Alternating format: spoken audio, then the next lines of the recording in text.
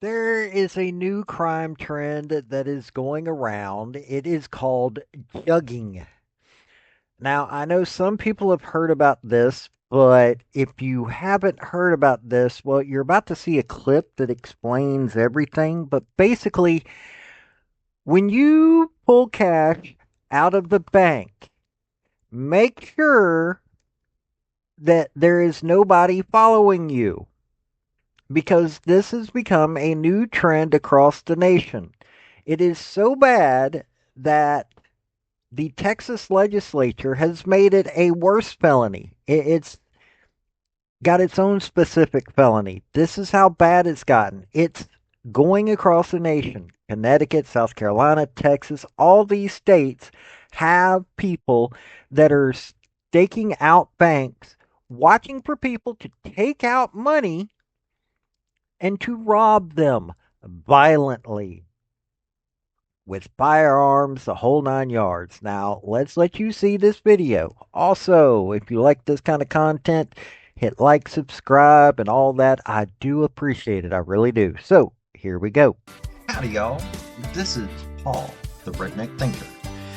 What we have here is a channel to communicate. I want you folks to be thinking by the time you leave my videos. Why? Because I'm tired of people talking via what other people tell them to think. So, watch my video and enjoy the chance to think for yourself.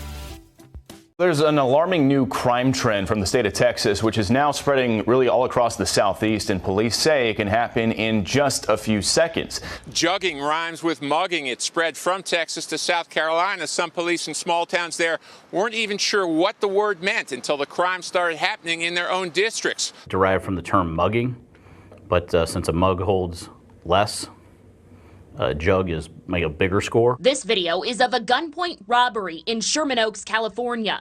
The customer throws his bag of $10,000 cash and the thieves take off. It's called bank jugging. Thieves watch you taking out money from the bank, follow you, and rob you. It can happen quickly anywhere at any time. In Austin, Texas, police report more than 60 cases in the first half of the year. And in California, police have noticed an uptick over the past few months. Police say you can see a driver who had recently gotten money out of a Chase bank and came to this convenience store on Telephone Road. In just seconds, the 4Runner pulls up, followed by a white Chrysler.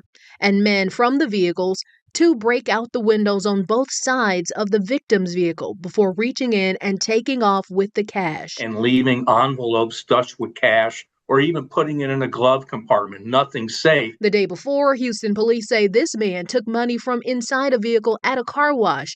When confronted by that vehicle's owner, the suspect showed a weapon before getting away with money also recently withdrawn from a bank. In North Dallas, he backed his car in and then 3 armed men jump out of an SUV, run up and start pointing their guns at him, even pounding on his window, demanding he give up the cash he has on him. In this case, their plan did not work because Mark kept his doors locked and managed to escape.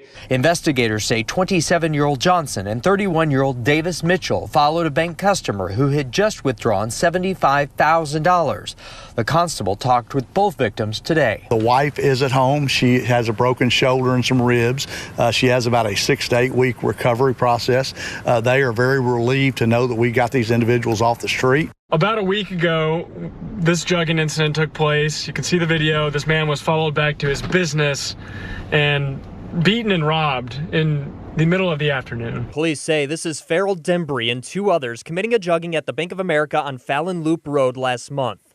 A 4th suspect waited in the car. A repairman was working on the ATM at the time. The suspects had, while he was working on the ATM, pulled up, forced him to the ground, told him to lay there, indicated that they had a weapon, said they would shoot him if he moved. Dembry disabled a different ATM in St. Louis earlier in the day, triggering a call to the repairman. They then followed the repairman around to different jobs until they got to O'Fallon. In the video, you can kind of see this guy sneaking around the cars, and he takes something out of your car. What did he take? He took money. He took the money I just got out the bank. And it was deliberate. And how much money was stolen from you? $60,000. I was just trying to, have a little cash to kind of negotiate better and that type of thing. We never expecting that it was all going to just disappeared. On February 13th, cameras showed the moment he attacked Trung, body slamming her to the ground and stealing her money. He followed her after she stopped by a bank and withdrew over $4,000 to pay for a family trip to Vietnam. The Houston woman's adjusting to having limited mobility, left paralyzed. 18-year-old Joseph Harrell pleaded guilty to aggravated robbery, causing serious bodily injury, and was sentenced to 30 years in prison. People, you need to be safe out there. You really do. There is just a massive amount of crime that keeps happening. We've got so much of it that's being found, but so much more of it that is happening. It is happening at times that you aren't expecting it. You aren't thinking that this is going to happen, and then boom.